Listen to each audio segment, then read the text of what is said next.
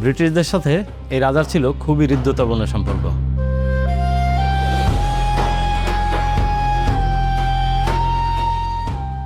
ব্যবসায়িক প্রয়োজনে এবং জমিদারি টিকিয়ে রাখতে ব্রিটিশ কর্মকর্তাদের জন্য প্রায়ই প্রাসাদে বিশাল ভোজের আয়োজন করা হতো।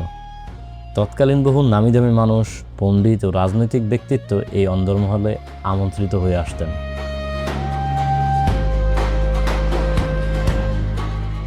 ভিতরে ছিল বিশাল নাচঘর।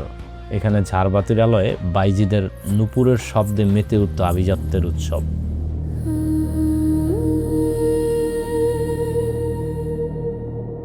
স্থানীয়দের মধ্যে প্রচলিত আছে, রাত বাড়লে এই পরিত্যক্ত দালানগুলো থেকে নূপুরের শব্দ বা স্পষ্ট কান্নার আওয়াজ ভেসে আসে।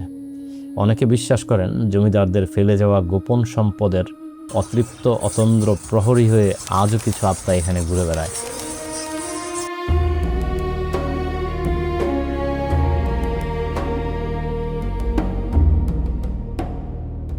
উনিশশো 1947 সালের দেশভাগের সময়ে রাতারাতি বদলে যায় ইতিহাস।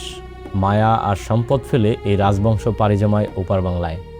পেছনে ফেলে যায় এই বিশাল ইট পাথরের সাম্রাজ্য। কিন্তু এই শৈল্পিক কারুকার্যে আজও মিশে আছে এক হারানো সভ্যতার আত্মা। বালিয়াটির এই নিথর দেয়ালগুলো আমাদের শেখায় যে সময় সবকিছু কেড়ে নিলেও ইতিহাস বেঁচে থাকে।